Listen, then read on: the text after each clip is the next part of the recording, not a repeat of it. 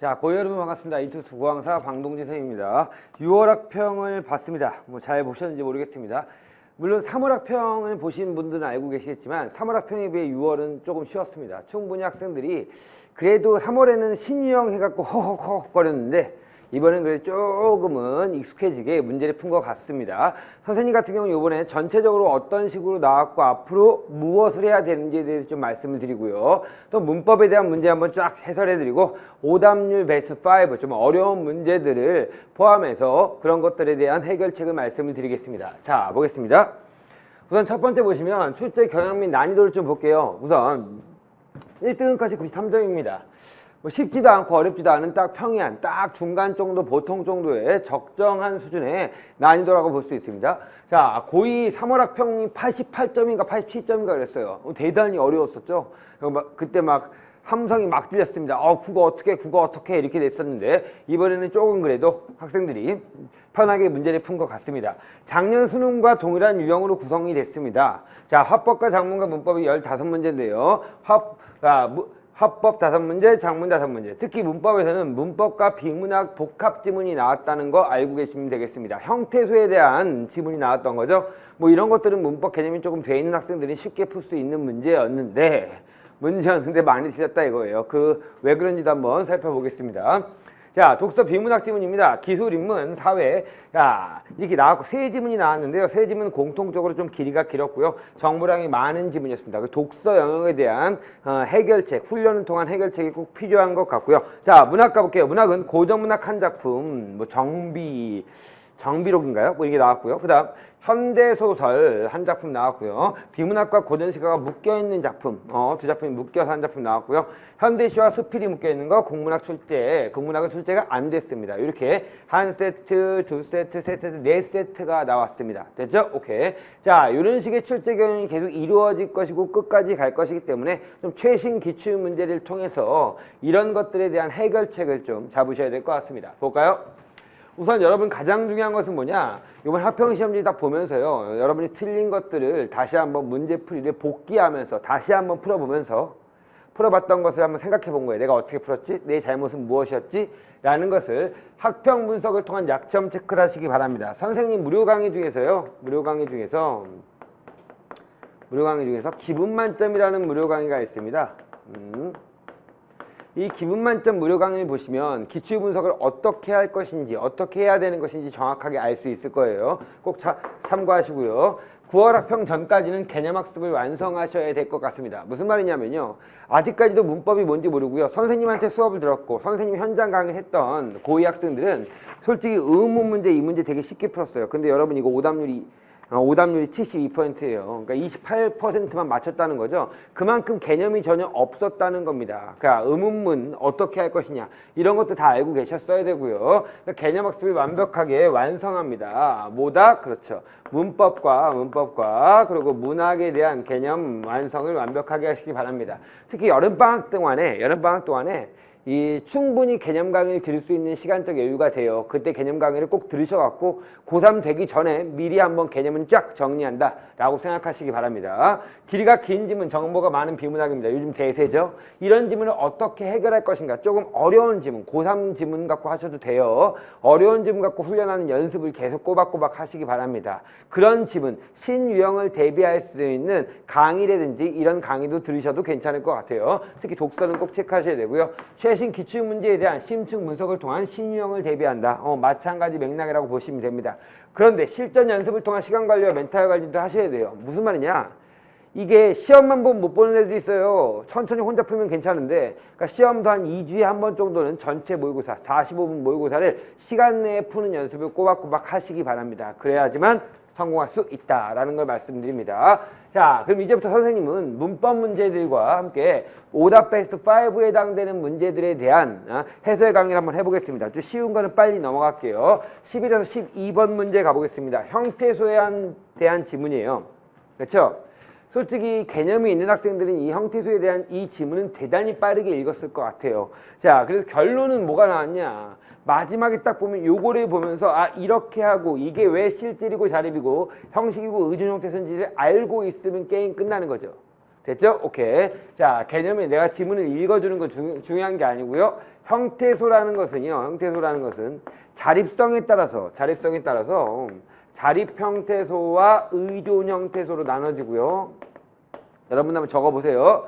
그 다음 실질적 유무에 따라서 뭐에 따라 나눠지냐면 실질 형태소와 형식 형태소에 따로 나눠집니다. 됐죠? 오케이. 이 실질 형태소를 다른 말로 뭐라고 하냐면 어근이라고 하는 말이죠. 자, 알고 계셔야 됩니다. 선생님 방금 실질 형태소를 어근이라고 했죠? 라는 말을 모르고 있다라면 여러분 인강 들으셔야 돼요. 알았죠? 문법을 해결을 하셔야 됩니다. 자립 형태소는 뭐다? 명사, 대명사, 수사, 그렇죠? 관형사, 부사, 감탄사가 자립 형태소고요. 그 다음 의존 형태소는 뭐가 있냐면 용언의 어간과 어미, 그 다음에 조사와 접사 이런 것들이 의존 형태소가 되겠습니다. 자, 실질 형태소는요. 자, 보세요. 자립 형태소는 모두 다 실질 형태소예요. 그러면 이렇게 외우시는 게 제일 좋아요. 얘는 뭐다? 이렇게 다 실질 형태소입니다.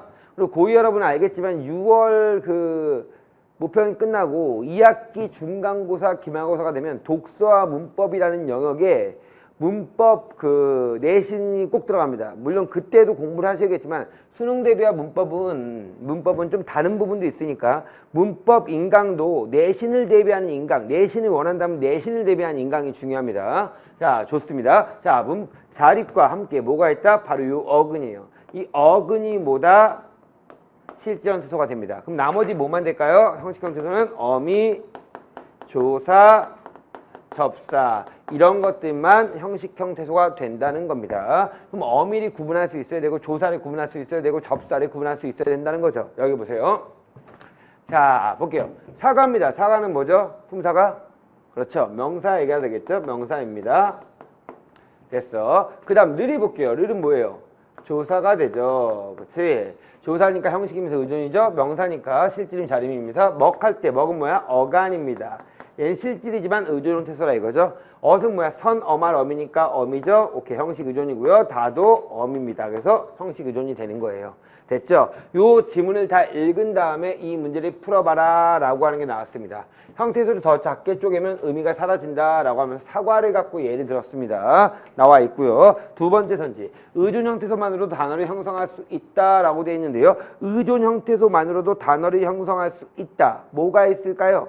선생님, 의존 형태소만으로도 단어를 형성할 수 있을까요? 없죠. 의존 형태소만. 만약에 이제 보세요. 어미, 조사, 접사 이렇게 나왔는데요. 자, 볼게요. 의존 형태소만으로 단어를 형성할 수 있다라고 돼 있어요. 있어요, 없어요? 그렇죠. 없어요. 빨리 찾아. 지문에 있습니다. 지문에 보면 뭐라고 되냐면 의존 형태소 부분을 찾아가 봅시다. 보십시오. 자, 위에 보면 뭐라고 되냐면 이런 말이 나왔어요. 자, 조사라는 것이 있는데요. 조사라는 게 있는데 이 조사라는 것은 뭐다? 의존 형태소면서도 단어라고 볼 수도 있죠. 자, 보세요. 그 다음 또 이거 봐봐. 의존 형태소만으로도 이렇게 나왔죠. 그러면 먹다라고 돼 있어요. 먹과 다라고 돼 있다면 먹은 뭐예요? 의존 형태소죠. 그렇죠? 다도 뭐야? 의존 형태소잖아. 이 두 개만 묻혀도 뭐다? 단어가 형성될 수 있죠. 단어가 만들어질 수 있습니다. 2번도 맞아요. 3번. 형태소가 단어 하나를 형성하는 경우도 있다라고 했어요. 이거 어디 있어요? 사과 있죠? 사과는 뭐야? 형태소 하나가 단어 하나입니다. 자, 형태소 중에는 문법적인 기능만 수행하는 것도 있다. 그런 거 무슨 형태소라고 해요? 문법 형태소, 형식 형태소라고 하죠. 실질적인 뜻을 지닌 형태소는 모두 자립이다. 여기 보세요. 자, 실질적인 뜻을 지닌 모두 다 자립이에요? 아니죠. 뭐가 있어요? 어간이죠. 어간이 여기 있잖아. 그렇죠? 오케이. 어간이 있기 때문에 모두 자립적인 것은 아니다. 그리고 답은 몇 번입니까? 5번입니다. 요거는 그래도 조금 풀 수 있었나 봐, 너네들이. 자, 그럼 12번 문제 가볼게요. 그가 풀밭을 맨발로 뛴답니다. 솔직히 조금 문법을 잘하는 학생들이 이런 것들은 그냥 형태소 분석이 돼요. 그입니다. 뭐죠? 대명사입니다. 됐죠? 오케이. 실질 형태소예요. 이렇게 가보세요. 가는 뭘까요? 당연히 형식 형태소, 문법 형태소가 되겠죠? 오케이. 풀밭입니다. 풀과 밭이 나눠지니까 얘네도 각각의 형태소고요. 얘는 당연히 형식형 퇴소가 됩니다. 자, 맨이라고 했어요. 맨은 뭘까요? 접사입니다. 접두사예요. 그래서 얘는 뭐가 될까? 아하, 그렇지. 형식형 퇴소가 되고요. 발, 그 다음에 로도 조사가 되죠. 뛴다가 문제인데요. 이렇게 돼요. 뛰 플러스 니은 플러스 다입니다. 자, 그럼 뛰는 뭐야? 실질형 퇴소가 되겠죠. 실질이면서 의존인 거야. 알았죠? 그 다음 또 뭐가 되는 거야? 니은과 나는 형식형 퇴소가 됩니다. 그래서 이렇게 해서 동그라미는 실질, 세모는 뭐다? 형식형 퇴소 이렇게 나눌 수 있죠. 됐죠? 오케이. 1번 갑니다. 풀밭은 풀 대신 꽃을 넣거나 밭 대신 빛을 넣으면 자 단어의 뜻이 달라지면 풀과 밭은으로 나눌 수 있다. 그치? 형태소를 나눌 수 있죠. 됐고. 자 아까 먹었다 할 때 그거 갖고 온 거네요. 맨발의 맨은 밭과 결합하여 뜻을 더하는 기능을 하므로 하나의 형태소로 볼 수 있다. 맞아요. 하나의 형태소입니다. 접삼으로 보다 형식 형태소입니다. 3번 가볼까요? 뛴다의 니은 대신에 엇을 넣으면 동작 시간이 현재에서 과거로 바뀌므로 당연히 뭐야? 니은은 하나의 형태소다. 맞죠? 4번 다른 말에 기대지 않고 홀로 쓰일 수 있는 형태소입니다. 자 홀로 쓰일 수 있는 형태소라고 볼게요. 그럼 뭐야? 자립 형태소를 말하는 거죠. 그럼 여기 뛰는 빼야죠. 뛰는 뭐냐? 어간이니까 자립 형태소 아니죠? 자립 형태소만 찾아봅시다. 하나 풀밭 이렇게 2개, 3개 그 다음 발 한까지 다 합쳐서 4개가 되네요. 그죠? 오케이. 개수는 4개이다. 맞아요. 5번 봅시다. 실질적인 뜻은 없고 문법적 기능을 하는 형태소이겠습니다. 자, 문법적인 뜻을 하는 거야. 그럼 뭐야? 형식형 찾으라는 거죠. 하나, 둘, 셋, 넷, 다섯, 6개가 되죠. 그럼 다음 몇 번입니까? 5번입니다. 그래서 얘는 몇 개다? 6개가 된다 이거야. 솔직히 말씀드릴게요. 얘는요. 여러분이 형태소에 대한 개념을 아시고요. 형태소를 찾는 연습을 조금만 했다면 되게 쉬운 문제였습니다. 어떻게 본다면 약간의 내신틱한 문제기도 했어요. 그러므로 충분히 여러분이 다 풀 수 있어야 됩니다. 13번 갑시다. 얘도 쉬워요.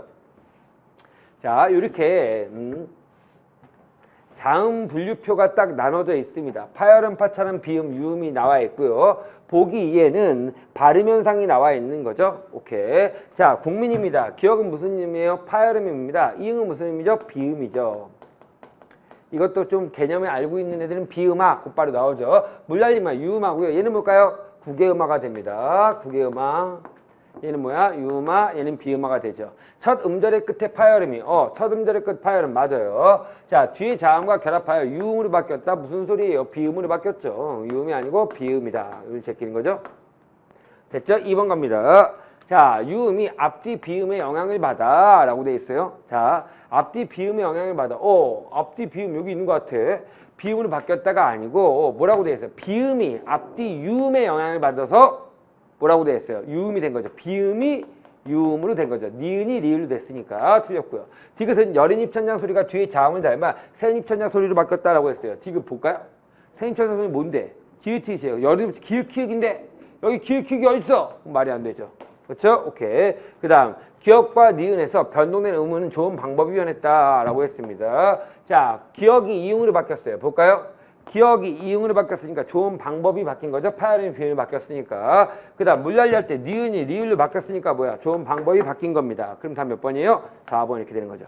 됐죠? 오케이. 5번 가볼게요. 니은과 디귿에서 변동된 음은 좋은 위치가 변했다라고 돼 있어요. 니은과 디귿. 좋은 위치가 변했다? 자, 보세요. 여기서 여기 바뀌었으면 좋은 위치는 당연히 계속 잇몸소리였잖아. 좋은 방법만 바뀐 겁니다. 그래서 니은이 틀렸어요. 자, 디귿은 좋은 위치 바뀌었지만 니은은 안 바뀌었다 이겁니다. 14번 가볼게요. 문장 성분에 대한 겁니다. 주어, 목적어, 보어, 서술어에 대한 문제를 얘기하고 있는 것 같아요. 솔직히 여기서 딱 보야 주어, 목적어, 보어, 서술을 찾을 수 있으면 되죠. 해볼까요? 철수의, 뭐죠? 관용어입니다. 동생이 주어고요. 사진을 목적어고요. 찍었다 서술어가 되겠습니다. 이렇게 되면 되고요. 그 다음 언니는 주어고요. 올해 된 거죠. 되었다에 꾸며주니까 부사어예요. 대학생은 되었다에 보충해주는 보어고요. 되었다는 서술어가 되는 거죠. 이렇게 하시면 대단히 쉽습니다. 1번 서술어다 맞고요. 2번 올해는 되었다가 꼭 필요한 주성분입니다. No. 2번은 뭐예요? 꼭 필요하지 않죠. 빼도 관계없잖아. 언니는 대학생이 되었다 이거지. 됐죠? 오케이. 얘는 부사어입니다. 그리고 자, 3번. 기억에는 목적어가 있지만 목적어가 있어요. 을을이 붙여보면 되겠죠? 니은에는 목적어가 없습니다. 맞습니다. 자, 잠깐. 이런 게 제대로 안 돼 있고 그런 학생들은 정말로 문법 풀 때 괴롭습니다. 왜 괴롭냐면 개념이 하나도 없으면 괴로울 수밖에 없어. 아셨죠? 그러니까 개념 완벽하게 잡으셔야 됩니다. 4번입니다. 기억과 니은에는 주어가 하나씩 있습니다. 맞죠? 하나씩 있고요. 기억과 니은에는 주성분의 종류가 3가지씩 있습니다. 라고 했어요. 볼까요? 주성분. 자, 주어, 목적어, 서술어 있고요. 주어, 보어, 서술어 이렇게 3개씩 있는 거 맞습니다. 됐죠? 오케이. 넘어갑니다. 15번. 이 문제가 오답률 1문제예요. 선생님, 이거요. 수업 들으면, 인강 들으면 알 수 있나요? 당연하죠. 선생님 수업에 이거 대단히 자세히 합니다. 근데 뭐냐면 이런 것들을 한 번도 배워본 적이 없으니까 너무 어렵지. 그렇죠? 오케이. 이건 암기만, 개념만 딱 있다. 암기도 필요 없어. 개념만 좀 있고 들어본 적이 있다. 그럼 무조건 다 맞힐 수 있어요. 아셨죠? 보세요. 1번 갑니다. 중세국어 의문형 종결하면은 인칭의 종류와 물음말의 유무에 따라 달라진대요. 이렇게 따라 달라진대. 자, 보세요. 우선 첫 번째. 주어가 1, 3인칭인 경우 물음말이 있는 경우예요. 물음말이 있으면 있는 의문에는 니은고와 리을고가 같은 오형어미가 사용되고, 그러니까 마지막에 니은고, 리을고를 바뀐다는 거죠. 쓰인다는 거죠. 물음말이 없는 의문이에요. 물음말이 뭐냐면 OW1H, what, where, when, how 이런 것들이 알았죠? who 이런 것들이에요. 무엇, 누가, 어떻게 이런 것들. 그런 게 물음말이죠. 니은과 리을가와 같은 아형의 어미가 사용되었다 이렇게 되죠. 그리고 주어가 2인칭일 경우에는 물음말에 관계없이 무조건 니은 닫다 이거야. 보세요. 부처가 세간에 나신 것인가 이거야. 부처가는 몇 인칭이야? 3인칭이죠.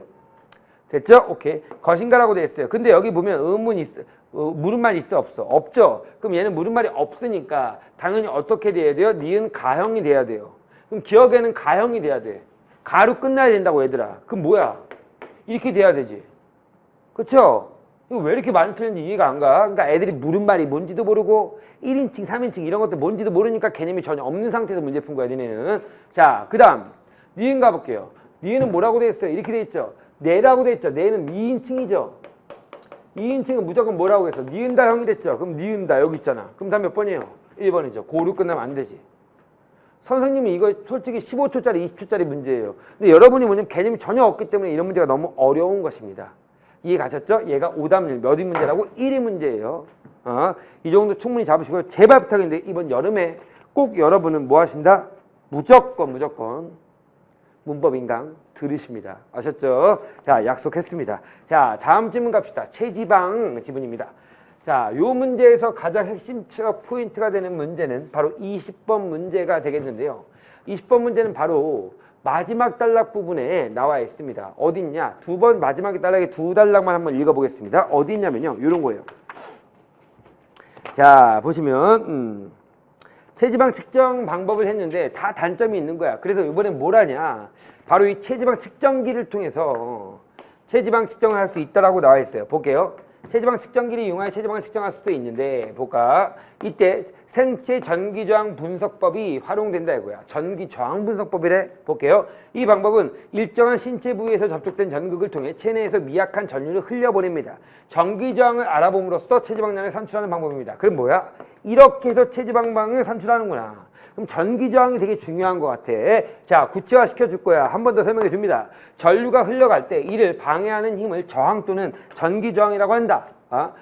인체의 수분은 전기가 잘 통하므로 전기저항이 매우 적다. 전기가 잘 통한대요.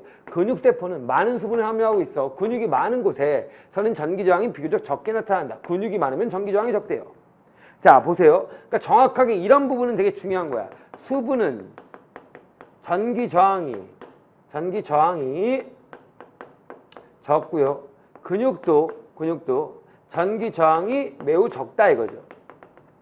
그런데 보면 반면 이렇게 나왔어. 보자. 지방세포는 체지방 할 때 그 지방세포야. 근육세포와 달리 지방세포는 수분을 거의 함유하지 않아. 보세요.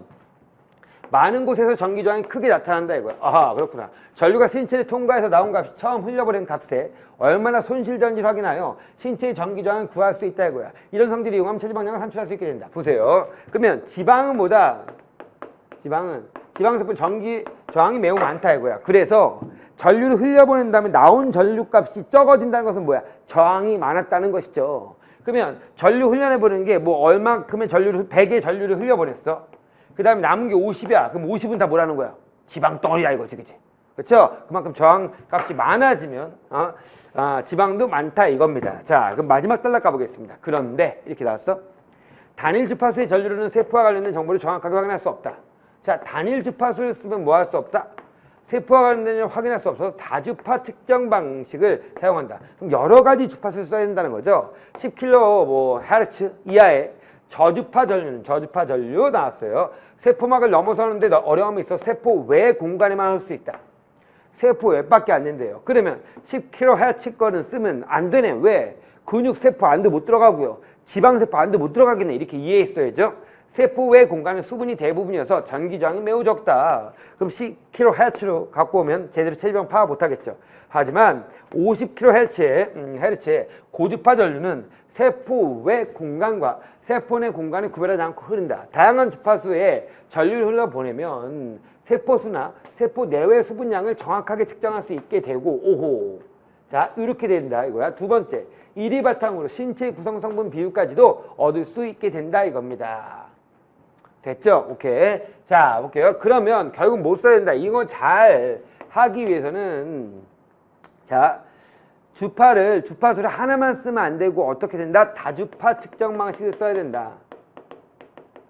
측정 방식을 써야 된다. 이렇게 나왔어요. 자, 보세요. 10kg, 10, 50 이렇게 나왔는데 10은 어디밖에 못 간다? 세포 외밖에 못 간다. 근데 얘는 수분이 많이 있다. 50kHz 이거는 뭐다? 세포 안까지도 갈 수 있다. 안과 외 전부 다 갈 수 있다 이거지. 됐죠? 오케이. 그럼 이런 것들 두 개 잘 써갖고 밖에 거와 안에 것들이 뭐다? 수분량까지 잘 파악해야지만 완벽하게 알 수 있다 이겁니다. 자, 가볼게요. 한편 전기저항 수치는 체내 수분의 양에 절대적 영향을 받는다. 따라서 음료수 섭취나 운동 등으로 체내 수분의 변화가 생기면 전기저항 수치가 변하여 체지방량을 정확하게 측정할 수 없다. 그러므로 뭐 해야 돼요? 물도 뭐 좀 덜 마셔야 되겠고요. 일정할 때 똑같은 물의 양이 있을 때 측정해야 된다 이 말이죠. 자, 요 문제가 나왔고 20번 문제가 딱 나왔어요. 이 문제가 정답률이 58%밖에 안 됩니다. 그만큼 학생들이 많이 틀린 문제인데요. 가볼게요. 세포 내 저항이고요. 그럼 얘는 뭐야? 50짜리로 할 수 있는 거지. 세포 외 저항은요? 얘는 10짜리로 할 수도 있고 50짜리로 할 수 있어요. 그렇죠? 오케이. 자, 체지방 측정기에서 인체 내 전류 흐름을 가상한 그림이다. N은 인체에 투입되는 특정 주파수의 전류를 B는 A가 지방과 근육세포 외에 모두 통과한 후에 전류를 나타낸다. 그 외에 다른 조건은 고려하지 않는다고 가정한다. 그러면 여기서 만약에 얼만큼 100을 줬다. 그럼 여기는 얼마 남았냐 나왔냐 이걸 보고 안에 체지방이 얼만큼 있냐를 측정하는 거겠죠. 보세요. A는 50kHz 이상의 주파수를 가질 것이다. 왜 그럴까요? 세포 내에서도 저항값이 있으니까요. 맞아요. 자, 지방보다 근육에서 세포 내에 저항이 작게 나타날 것이다 라고 했어요. 자, 보세요. 근육은 뭐야? 세포 내 저항이 어떻게 돼요? 생각해보세요. 별로 없고요. 지방이 저항이 많다고 했죠? 세포는 저항이 작게 날 거예요. 맞죠? 오케이. 3번 A만으로 세포 내 수분을 정확하게 측정할 수 없을 것이다 라고 했어요. 맞아요. 이것도. 왜? 한 주파수만 갖고 하면 안 되고요. 여러 가지 주파수 갖고 해야 된댔죠? 그렇죠? 3번도 맞습니다. 근데 3번은 제일 많이 썼어요. 여기 보세요. 뭐라고 했어요? 다주파 측정해야 된댔어. 하나의 주파수 갖고는 뭐다? 수분이라든 이런 관계를 완벽하게 알 수 없다고 했습니다. 됐고요. 4번 봐볼까요? A가 흐를 때 세포 내 저항이 세포 외 저항보다 적게 나타날 것이다 라고 했어요. 자, 세포 외 저항은 어떻게 된다고 했어요? 세포 외 저항은 무조건 거의 다 물이라고 했죠. 그러니까 저항이 거의 없다고 했어요. 그럼 세포 내 저항이 당연히 많을 수밖에 없겠죠. 그럼 다음 몇 번이에요? 4번 이렇게 됐죠? 됐죠? 오케이. 자, 보세요. 잠깐. 그러니까 바뀐 거죠. 그러니까 두 개가. 그래, 틀렸어요. 그럼 답 4번이고요. 5번. 땀을 말린 후, 많이 흘린 후 다시 측정하면 그보다 당연히 B값이 감소하겠지. 물이 줄어드니까. 그렇죠? 오케이. 수분량을 되게 조정을 잘 해갖고, 측정해야 된다고 했습니다. 자, 요번 질문 가볼게요. 어떤 문제가 나와있을까요? 그래요. 고전소설입니다. 자, 이게 정비전인가요? 정비록인가요? 이런 작품인데요. 선생님도 그렇게 많이 본 작품은 아니고요. 예전에 한번 봤던 작품입니다. 정비전입니다. 이거 어려워요. 왜 어려울까요? 이 작품이 어려운 이유는 딱 한 가지예요. 자, 고전소설 좀 얘기합시다. 고전소설이 어려운 이유는요. 첫 번째, 어휘가 너무 어려워요. 여기 보니까 뭐 황상 이런 말 나오고요. 태자 나왔고요. 태자비, 황후 이런 용어가 나옵니다. 자, 특히 궁중용어. 공중용어 이런 것들에 대한 좀 대비가 있어야 됩니다. 선생님 수업을 듣는 학생들은 웨어라는 거 있죠. 그 웨어 뒤에 보시면 고전 문학에 대한 어휘도 나와 있습니다. 그런 거 참고하시면 되고요. 두 번째는 이런 중국고사도 많이 나와 있어요. 중국고사. 옛날 이야기도 되게 많다는 거지. 뭐 옛날 중국에 항우와 유방이 있었는데 이런 얘기 있죠. 자, 이런 것들은 그냥 넘어가시면 되는 거예요. 그러니까 너무 신경 쓰지 마시고요. 선생님도 모르는 것들이 있어요. 그 다음 뭐가 있냐? 이게 이제 가장 큰 문제. 등장인물이 너무 많어. 누가 누군지 모르겠어. 헷갈려. 이거죠. 됐죠? 자, 이런 경우 어떻게 해요? 이게 이제 가장 중요한데요. 우선 등장인물을요. 대체로 선악구분이 되게 많기 때문에 긍정과 부정으로 좀 나눠보세요. 나누셔서 긍정은 동그라미, 부정은 세모 치면서 한번 읽는 연습을 하세요. 선생님도 보여드릴까요? 뭐 잘 보이실지 모르겠는데 여기 보면 동그라미, 세모 이렇게 좀 나와 있습니다. 알았죠? 오케이. 그냥 되게 동그라미, 세모 치면서 읽는 연습을 선생님도 하고요. 그 다음 여기 위에 보시면 뭐 글자가 약간 뭐가 보이긴 보이죠? 위에 뭐 글자가 있는데 이게 뭐냐? 자, 두 번째는 뭐냐면 인물 구조들을 간략하게 그리는 거야. 자, 인물 구조가 뭐냐? 인물 구조는 이 작품에 나타난 인물들을 한번 편을 나눠보거나 이름으로써 구분하는 거죠. 그럼 여기는 어떻게 되냐? 이렇게 되겠죠. 예를 들어서 뭐 정비, 전공은 정비 아빠죠. 그 다음 또 누가 있냐면 황후도 정비를 구해줬으니까요. 그럼 태자, 그 다음에 이시랑 이런 인물들은 좋은 인물들이에요. 그죠? 근데 자, 개교를 부리고요. 그런 인물들이 있었죠. 누가 있었냐면요. 양경이 있었고요. 양경. 그 다음 또 누가 있었습니까? 그렇죠. 양귀비. 그 다음 비연공주라고 양귀비의 딸이 있었어요. 그죠? 오케이. 비연공주입니다. 자, 보세요. 그 다음 또 뭐가 있었냐면요. 또 누가 있었습니까? 그렇죠. 나쁜 그 마지막에 나온 장수들이 있었죠. 양춘이라는 녀석이 있었고요. 그 다음에 양의태라는 녀석이 있었습니다. 자, 이런 놈들은 뭐다? 나쁜 놈들이다. 요렇게만 표시해 놓는 거예요. 이 지문 위에다가. 그럼 뭐야? 읽기가 되게 편해집니다. 아셨죠? 그 다음 한 가지 더. 일치 문제 같은 경우는 고조설이 길이가 너무 길잖아. 그러니까 중략 부분의 중간에 한번 끊은 다음에 문제를 푸셨으면 훨씬 더 쉽지 않았을까 라는 생각이 듭니다. 자, 여기서 어려웠던 문제는 바로 첫 번째 문제입니다. 내용 파악이 안 됐던 거죠. 볼까요? 자, 윗글에 대한 설명으로 가장 적절한 것입니다. 1번, 양경은 전공이 죽은 것으로 생각한 게 아니고 전공의 딸이 죽은 것으로 생각한 거예요. 근데 어떻게 된 거예요? 그 딸이 뭐가 돼서 돌아온 거야? 그렇지. 자, 태자비가 돼서 돌아온 거예요. 태자비는 뭐냐면 태자의 마누라예요. 알았죠? 자, 이건 알죠? 황제가 있었어요. 황제의 아들 중에서 그래, 너 다음 내 왕위를 넘겨받아라 라고 하는 왕자 중에 최고 위가 태자가 되는 거죠. 됐죠? 오케이. 근데 태자가 딱 되잖아. 그럼 마누라를 만들어줘야 돼. 왜냐면 빨리 자식도 낳고 그래야 되니까. 그 비를 얻었다 이거죠. 태자의 마누라가 태자비라고 생각하시면 됩니다. 자, 태자는 평소 황상행동에 반감을 갖고 있다는 것은 지문에서 알 수가 없어요. 그런데 요까지인지 알겠는데 요 3번 선지를 제일 많이 썼어요. 이시랑은 정비가 태자비라는 사실을 알지 못했다. 자, 보세요. 어디를 보시냐? A 부분을 찾아가 볼 건데요. A 부분 찾아갑시다. 중략 부분 줄거리 밑으로 내려가서 중략 부분 줄거리가 있고요. 좀 내려가시면 뭐라고 되냐면 이렇게 되어 있습니다. 보세요. 노신이 낭낭을 모셔가 황상과 태자 전하를 뵙고자 합니다. 이거지. 됐죠? 함께 감이 어떠합니까? 이렇게 나왔어. 자, 정비야 말리며 공이 말씀이 당연하나. 그리고 또 보면 딱 보면 이시랑이 막 존댓말 하고 있죠. 어떠하리까 이렇게 나왔고. 자, 그 다음 뭐야? 숭심을 고하리라 이렇게 얘기하고요. 하대라고 있는 모습이 나와요. 그 다음 낭낭이라는 말이 이제 포인트예요. 낭낭. 자, 낭낭 밑에 봅시다. 뭐라고 돼 있어? 왕비나 귀족의 아내를 높여 부른 말이죠. 그럼 낭낭은 누구예요? 여기서? 그렇지. 정비가 되는 거죠. 그죠? 오케이. 자, 이렇게 보시면 되고요. 아무튼 태자비를 이제 가리키는 거예요. 그래서 이 시랑은 결국 뭡니까? 정비가 태자비라는 사실을 알고 있는 거죠. 바로 낭낭이라는 단어 때문에 그렇습니다. 이거 잘 모르면 좀 벨벳 치고 넘어갔었어야 돼요. 자, 정비는 비범한 능력으로 황상의 위기를 예견한 거 아니고요. 어떤 사람이 알려준 겁니다. 비복이 들어와서 지금 큰일 났습니다. 황제가 위험해 이렇게 가르쳐준 거죠. 비어는 보지 않는 사실이 본 것처럼 황상이 보고 갔습니다. 맞죠? 계략을 펼쳐갖고 태자비가 일부러 그렇게 옷 짓는 것 같습니다. 라고 얘기한 거죠. 그럼 다음 몇 번이야? 5번 이렇게 됩니다. 됐죠? 오케이. 자, 마지막 문제 한번 가보겠습니다. 43에 45번입니다. 자, 요거 단풍이라는 시인데, 들국이라는 시인데요. 뭐 이것도 워낙 유명한 시입니다. 자, 이 들국의 시를 보기제시형 문제와 연결시키는 문제가 되겠습니다. 자, 가볼게요. 자, 44번 문제예요. 우선 이런 문제 풀 때는 무조건 보기가 뭐가 됩니까? 그렇죠? 힌트가 됩니다. 그러니까 힌트를 먼저 읽은 다음에 그 다음에 뭐하라? 그렇죠. 시를 읽으면 더 편하겠죠. 보기를 바탕으로 가를 감상한 내용으로 적절하지 않은 것이다.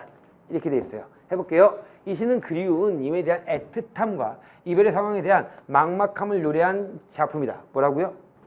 그리운 임에 대한 애틋함과 이별의 상황에 대한 막막함을 노래한 작품이래요. 이 시가. 아, 그럼 여기는 이별의 상황이구나. 이별한 상황이구나. 그리워하구나. 이렇게 알 수 있죠. 자, 화자는 첫 번째, 임과 이별한 자신의 처지를 늦가을의 아름다운 풍경과 대비하여 강조합니다. 그러니까 뭐냐면 나는 지금 슬퍼 죽겠는데 이 늦가을의 이 풍경도 너무 아름다운 거야. 이거죠. 그 다음 두 번째, 동시에 특정 자연물과 자신을 동일시하거나 다양한 이미지로 하는 거예요. 화자 자신의 정서나 처지를 구체적으로 형상화했대요. 됐어요? 오케이. 자, 볼게요. 그럼 이 시를 딱 보면 그 다음에 이제 시를 딱 읽었다면 아는 시면 먼저 읽을 필요 없고요. 산마다 단풍만 저리 고우면 뭐한다요? 뭐한다요? 단풍만 저렇게 아름다웠으면 뭐예요? 물빛만 저렇게 고우면 뭐예요? 저렇게 아름다운 배경이 있으면 뭐합니까? 이거죠. 그럼 단풍, 물빛 이런 것들은 뭐야? 아름다운 배경이 되는 거죠. 자연이 돼요. 자, 더 가볼까요? 자, 산나무와 저산나무로 산끈을 다 도망가 불고 산 아래 집 뒤에 하얀 억새꽃도 하얀 손짓도 당신 안 오는데 뭔 소용이다요. 그런 것들이 뭔 소용이다요. 뭔 소용이다요. 어두운 산머리에 초선 때만 그대 얼굴같이 걸리면 뭐한다요. 마른 지푸리 같은 내 마음에 허연 서기만 끼어가고 저 달 금방 접으면 세상 일 다 막막한 어둠 천지일 텐데 병신같이 바보같이 이 가을 다가도록 서리밭에 하얀 들국으로 피어있으면 뭐한다요? 뭐한다요? 뭔 소용이다요? 이거지. 자, 그럼 들국도 아름다운 작용인 것 같아요. 그럼 이런과 반대로 화자는 뭐하고 있습니까? 그쵸, 이별하고 있고 막막해하고 있고 어둠 천지고 이렇게 되는 겁니다. 얘는 뭘까? 화자의 정서, 화자의 처지와 정서가 되는 거죠. 이렇게 되는 겁니다. 그렇게 어려운 시는 아니고요. 지금 이별의 아름다운 자연에 대비해서 시를 쓰고 있다라고 보시면 되겠습니다. 1번부터 가볼게요. 단풍과 물빛 등의 자연물과 들이 자연물과 대비하여, 그렇지, 이렇게 제비를 했죠. 화자의 처지를 부각합니다. 그렇지. 너네 이런 적 있을까? 이런 봐. 이별했어. 이별한 다음에 정말 홍대 같은 데 사람 많은데 막 진짜 커플 많은데 발렌타인데이 같은 날 그런 때 걷고 있다고 생각해 보세요. 그럼 난 더 외롭죠? 더 내 처지는 슬퍼 보이겠죠. 그렇게 부각한다는 겁니다. 자, 2번 볼게요. 하얀 손짓은 당신을 향한 화자의 애틋한 정서를 자연물의 움직임으로 형상한 것이다. 하얀 손짓 뭐라고 했냐면 이렇게 됐어요. 자, 하얀 손짓도 당신이 안 오는데 무슨 소용이냐 이거지. 손짓이라는 거 이렇게 볼 수 있죠. 오세요 오세요 오세요 나의 니마 와라 와라 하는 손짓을 이렇게 당신을 향한 화자의 애틋한 정서라고 말할 수도 있는 것이죠. 됐죠? 오케이. 초생딸은 그대 얼굴을 떠올리며 이별 상황에 막막해하는 화자와 동일시된다고 볼 수 있다. 무슨 소리예요? 자, 초생딸은 뭐라고 했어? 초생딸만 그대 얼굴같이 걸린 거죠. 그럼 초생딸은 뭐야? 그대 얼굴에 비유한 거죠. 그렇죠? 오케이. 초생딸 같이라고 했으니까 비유죠. 이렇게 된 거죠. 자, 화자와 동일시된 건 아니다 이거죠. 답은 3번이 되고요. 4번 볼게요. 자, 막막한 어둠은 마른 지푸라기나 허연 서리가 환기하는 화자의 정서를 심화한다고 볼 수 있다. 보세요. 마른 지푸라기 같은 내 마음에 허연 서리가 껴있대요. 그럼 내 마음은 마른 지푸라기 같아. 내가 여기 허리 서리까지 껴져 있어. 저 달 금방 접을면 세상이 다 막막한 어둠입니다. 그럼 내 상황은 어떠는가? 너무 힘들고 괴롭다는 것을 보여주고 싶은 거지. 설이 껴있어요 마음에 이런 마음이죠. 볼게요. 그러면 막막한 어둠은 마른 지푸라기나 허연 서리가 환기하는 드러내는 화자의 정서를 심화한다 이거죠. 그만큼 힘들다 이거죠. 됐어요? 5번 서리밭의 하얀 들국을 통해 부정적 상황 어떤 상황이에요? 이별의 상황에 놓인 화자의 처지를 드러낸다고 볼 수 있습니다. 보세요. 하얀 들국으로 피어있으면 뭐 한다요? 뭔 소용이다 이거지. 그러면 서리밭에 하얀 들국으로 피어있대. 그런데 결국 뭐야? 오지 않는데 뭔 소용이냐 이거지. 그럼 오지 않는 상황을 서리밭에 하얀 글로 피어있으면 이렇게 뭐 한 거야? 형상화시킨 거죠. 됐죠? 오케이. 그러므로 5번 선지도 맞습니다. 됐나요? 오케이. 자, 선생님이 고2 학생들을 위해서 오답 베스트 5 정도와 문법에 대한 강의를 해드렸습니다. 선생님이 처음에 말씀드렸지만 9월 학평 전까지 개념 완벽하게 달성해 놓으시고요. 기출문제 분석을 통해서 문제풀이 훈련이라든지 내가 뭐가 약하고 어떤 걸 잘해야 될 것인지에 대한 연습을 꼬박꼬박 하셔야 됩니다. 그러면 여러분 분명히 9월에는 지금 점수보다 훨씬 더 높은 점수를 받을 거라 기대합니다. 9월 모평 때 또 한번 만나 뵙겠습니다. 안녕.